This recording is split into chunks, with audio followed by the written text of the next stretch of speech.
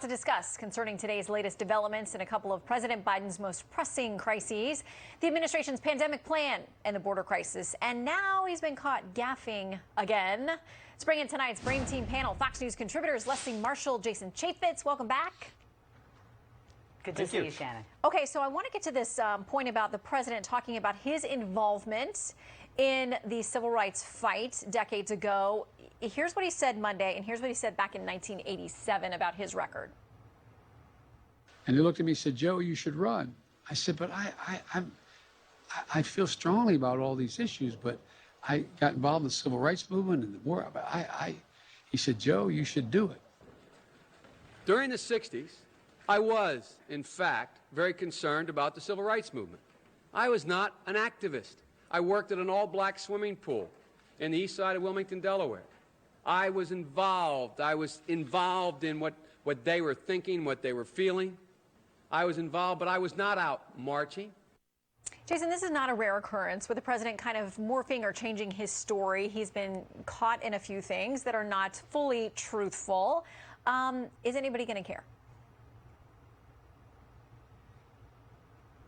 I don't think so. I think Joe Biden has had this problem for a long period of time. But he had to bow out of the 1988 presidential race because of plagiarism. He has recalled things that haven't been true. This has been true for Joe Biden for a long period of time. I think he stretches the truth. I think most people recognize he's not nearly as sharp, and his cognitive capabilities are somewhat questionable at this point. Leslie, President Trump was fact-checked all the time, all day long. People found that he exaggerated things, that they were always checking him. It seems like nobody really, although I will say there's an occasional fact-check that calls on President Biden, but not nearly the interest in making sure he's telling the truth as there was for the last president. Or maybe he's not. Maybe he's telling the truth more than former President Trump. I've got to say, I found a lot of fact check on this, Shannon. He actually was involved in the civil rights movement. He wasn't marching in the civil rights movement, and that is a difference. But he did lead a walkout at a restaurant when a fellow athlete of his who was African American was not allowed to be seated in that restaurant. He led it, and then the other white players also supported their African American friend and fellow athlete.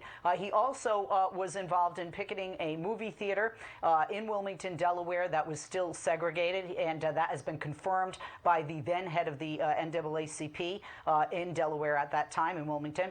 And then additionally, he was, they said, although not marching, they did say for the Route 40 movement, which had to do with sit-ins, which he had said he was a part of, that he was very much a part of the civil rights movement. And then, of course, we do know regarding racial injustice, Joe Biden has been very involved in that throughout his political career. Okay, I will get pithy answers from you guys in the next couple topics because I want to make sure we get to both of them. First of all, the exchange with our Peter Doocy and Jen Psaki today about these overnight flights.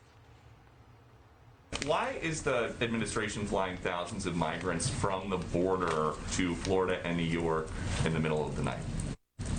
Well, I'm not sure that it's in the middle of the night, but let me tell you what's happening here. It is our 4:29 a.m. Well, very early in the morning. Here we are talking about early flights, earlier than you might like to take a flight. It is our legal responsibility to safely care for unaccompanied children until they can be swiftly unified with a parent or a vetted sponsor. Jason, do you count 2:30 a.m. as middle of the night or an early night flight? Early morning flight. It's a ridiculous time. It's done to cover up what's actually going on. Senator Cotton was absolutely right. If the administration was proud of this, they would have rolled out the cameras in the daylight, but they've been doing this in the dark. And how they've changed the vetting. This is human trafficking. They are the last leg, the last mile of the human trafficking train. And I got to tell you, when we go back and we write this story and we say what really happened, I'm afraid that we're going to find that they didn't hand these off to parents. They handed them off to gangs and people that are involved in drug cartels. We don't know. They're dropping off on the New Jersey Turnpike, for goodness sake. You cannot defend it because you can't see it and Congress can't see it, and it's wrong. I mean, Leslie, I pray that is not true. These are human beings. They are lives. They are valuable. I hope that's not what's happening, but we know the cartels and the coyotes are having a field day at the border, at least. Why not more transparency from this administration if there's nothing to hide here on this?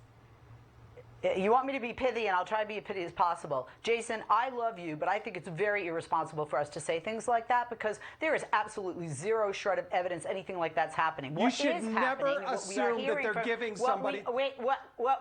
No, Jason, you're wrong, they are Leslie. reuniting. You're totally wrong. They are reuniting children with families, or the family members that have sponsored these children. We are That's a not what they said. 50-state No, nation, that's not what and they they're said. not. They That are is not not the all into policy. this. Guys, we can't talk over each other because it doesn't work. But you're right. Both of you are right here. And that on some of these cases, we're told they're being reunited with family members. But Jason's also right that we're told that they're being sent to vetted sponsors, people they may not know at all. And so that's a different conversation. Leslie, quick final word to you.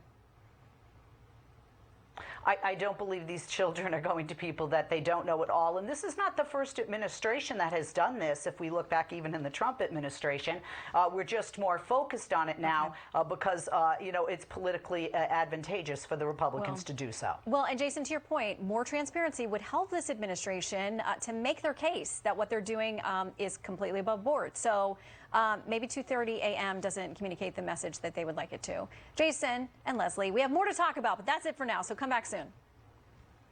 Thank you, Thank you. Shannon. Thanks.